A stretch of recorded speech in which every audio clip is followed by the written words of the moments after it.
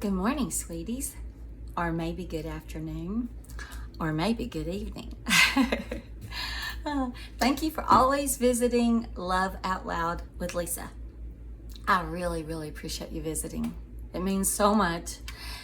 Now, I am back from Alaska from a mission trip where I got to do Vacation Bible School for Faith Recovery Church.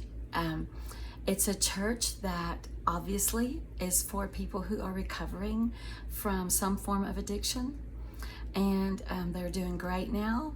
They've been sober for at least a short, too long period of time, and I got to do Vacation Bible School for their children, which was fabulous. It was so great. It was so great to get to show them the love of God in any way I could. And they are just precious people. And also, I got to do a lot of encouraging other people who are working in that field as pastors or pastors' wives. Because you know what, sweeties? That is a big field for the love of God. I mean, big. Like sometimes, I'm going to tell you the truth, sweetie, I always do. Sometimes when you've never had that problem or experienced even that kind of problem directly, you forget to pray for people that do. Sweetie, there are people that are really, really suffering with some form of addiction. And after doing just this week of Vacation Bible School for their children, I got to know a lot of them. And they are so precious. And they're so excited about a second chance at life and about what God can do that they were not able to do alone. And you know what, sweeties? Even though I am not this time speaking from experience, and I always tell you the truth, I am speaking from 11 days of pouring my heart out to people that are going through this or have been through it. If you are struggling, sweetie, with some form of addiction, I pray you will get help. I pray you will get help sooner than later. And I pray with all my heart that you will let Jesus be a part of that help.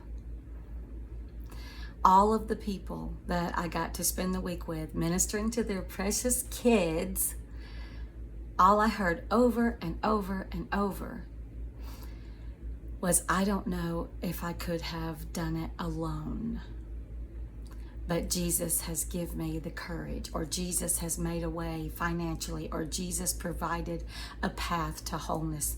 It all came back to having a higher power's help. So I'm not speaking on any kind of authority because I don't know anything about addiction. But I will tell you, sweetie, that from now on, I will be praying for strangers I don't know that are going through that because of the precious people that I got to meet this week. And you know, even though all I got to do was entertain their children and show their children a super great week, they really appreciated it. They loved their children more than anything, so obviously that was appreciative from them. But my point is, even when we can't, really do anything and we're not even directly involved in any way, we can pray for people. We can be compassionate for people. And we can look for little ways if we come in contact with someone who's struggling. We can just, tell them you'll pray for them, tell them, I know nothing and I don't know how to in any way give advice on that. But I do know who does. Get help and let Jesus be a part of it. And then let crazy people like me hopefully come in and entertain your children because you had them in church. You had sought out a church body that revolved around the same thing that you're going through. Like this church in Alaska is called Faith Recovery Church. because that's what they're about. I bet they're all over, sweeties. Look for somewhere that has programs in their church for specifically for you and for what you're struggling with, whatever that may be. Try to get a network of people around you that really do understand, because I don't, but I am compassionate and I will come entertain your children. But if everyone did their little part, I believe these people come back to wholeness through Jesus. I pray they do. But anyways, I just wanted to tell you what a great week it was to get to work with these precious children. They were just phenomenal. They were smart, they were kind, they were respectful. They loved everything we did, and they loved learning about Jesus and how much he loves them. You know, sweeties, no matter what area of life it is, if you'll just let him be a little part of it, it'll always be better. And I also got to hike the Matanuska Glacier.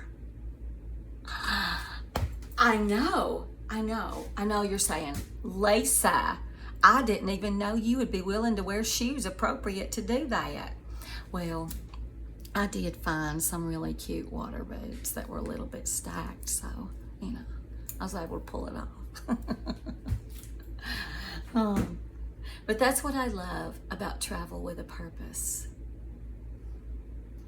Because mixed in with truly your purest motivation being to entertain and help children, or whatever type mission you're on, mix some fun in there too. Always make sure that life is as fun as you can make it. Because you know what, sweeties? If you woke up today, God had a purpose for you. Because if he didn't, you'd probably still be sleeping. And I hope you'd be, sleeping in peace. You get my point. Make life every day, sweetie. Make it special every day in some small way. Today, I am headed to the Avocado Kitchen, where I've been going every Saturday for 16 years. I love to go to the same place every week because then I get to know the people and I can encourage them, tell them how special they are, because they are. There's all kinds of ways, sweetie, is what I'm trying to always show you. There's all kinds of ways to be a blessing to other people. So go be a blessing this week. Go be a blessing. And if you're like some of those special parents that I got to meet in Alaska last week and you're struggling with something, search out, of course, help first. Oh, I don't have any knowledge on that, but search out people that do. But then try to find a church that centers around or has programs around what you were struggling with, because they're out there. And they'll help you with your children too. Your children have a blast. I love you all so much. I hope you always see my heart. I hope that most of all.